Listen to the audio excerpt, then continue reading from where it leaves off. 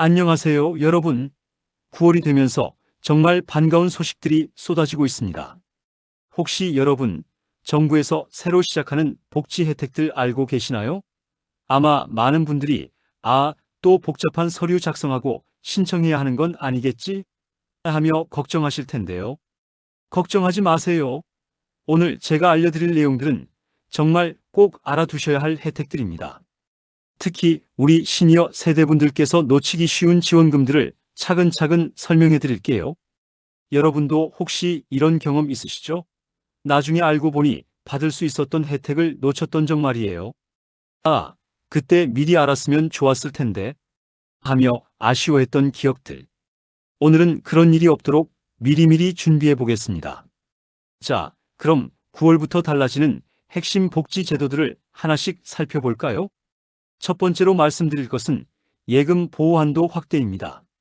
지금까지는 은행에 돈을 맡겨두면 5천만 원까지만 보호해줬습니다. 쉽게 말하면 혹시 은행에 무슨 일이 생겨도 5천만 원까지는 국가에서 지켜준다는 뜻이었죠. 그런데 이제는 어떻게 바뀌었을까요? 무려 1억 원까지 보호해준다고 합니다. 2배로 늘어난 거예요. 예를 들어볼게요. 김할머니께서 평생 모은 돈 8천만 원을 은행에 예금해 두셨다고 해보세요. 예전에는 5천만 원까지만 보장받을 수 있었지만 이제는 8천만 원 전부 다 안전하게 보호받을 수 있게 된 거죠. 이게 왜 중요한지 아시겠죠? 우리 시니어분들은 오랜 세월 모은 소중한 자산을 안전하게 지켜야 하니까요. 1억 원까지 보장받는다니 정말 마음이 든든하지 않으신가요? 두 번째는 문화이용권 지원금이 늘어났다는 소식입니다. 여러분, 영화 보러 가시는 거 좋아하시죠? 요즘 영화표 값이 만만치 않은데 정부에서 문화생활을 즐기라고 지원해주는 돈이 있다는 거 알고 계셨나요? 그런데 이제는 14만 원으로 늘어났어요. 14만 원이면 어떤 걸 할 수 있을까요? 영화를 보거나 연극이나 뮤지컬 같은 공연을 관람하거나 박물관이나 미술관 같은 전시회에 다녀올 수 있습니다. 생각해 보세요. 손자, 손녀들과 함께 영화 한 편 보고 가끔은 친구분들과 함께 좋은 전시회도 구경하고 이런 소소한 즐거움들이 우리 일상을 얼마나 풍요롭게 만들어주는지 아시잖아요. 그런데 이 문화이용권 신청하지 않으면 받을 수 없어요.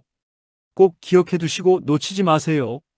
세 번째로는 정말 반가운 소식입니다. 헬스장과 수영장 이용료도 이제 소득 공제를 받을 수 있게 됐어요. 우리 나이에 무슨 헬스장이야? 하고 생각하시는 분들 계실 텐데요.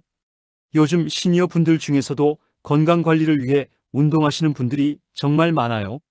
실제로 70대 할아버지께서 매일 아침 수영장에 가서 수영하시는 모습, 60대 할머니께서 헬스장에서 근력 운동하시는 모습들을 종종 볼 수 있거든요.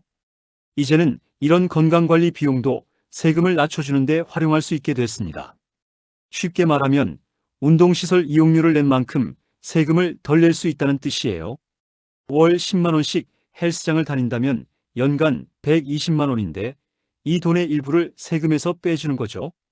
건강도 챙기고 세금도 아낄 수 있으니 일석이조가 아닌가요?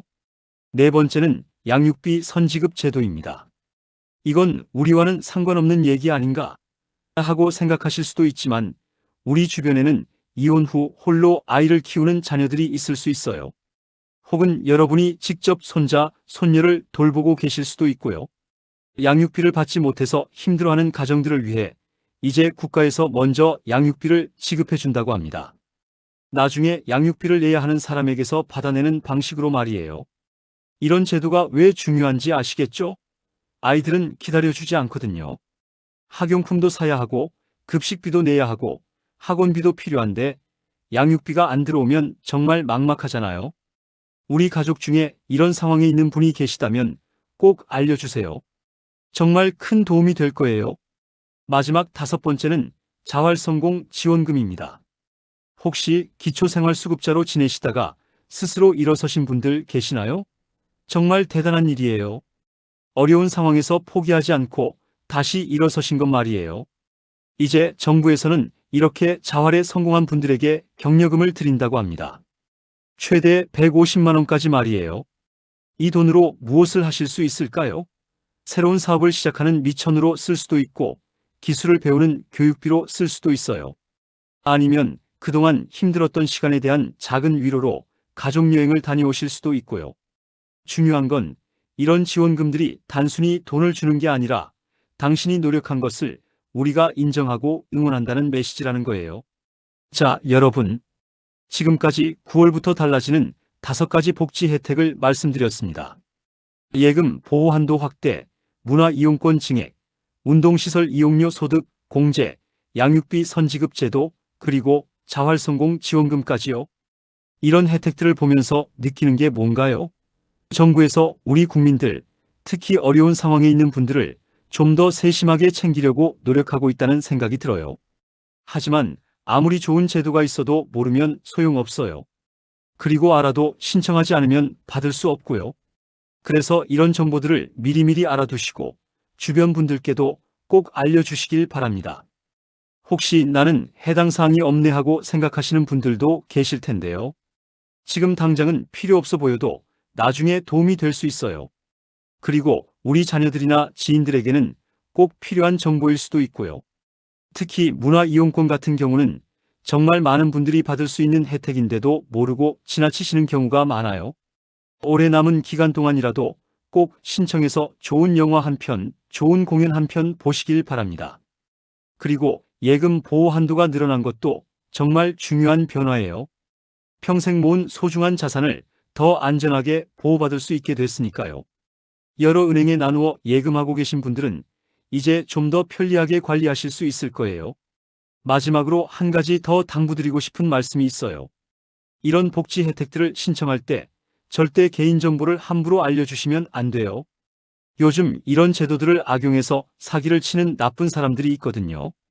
반드시 정부 공식 홈페이지나 주민센터, 구청 같은 공식 기관을 통해서 신청하시길 바랍니다.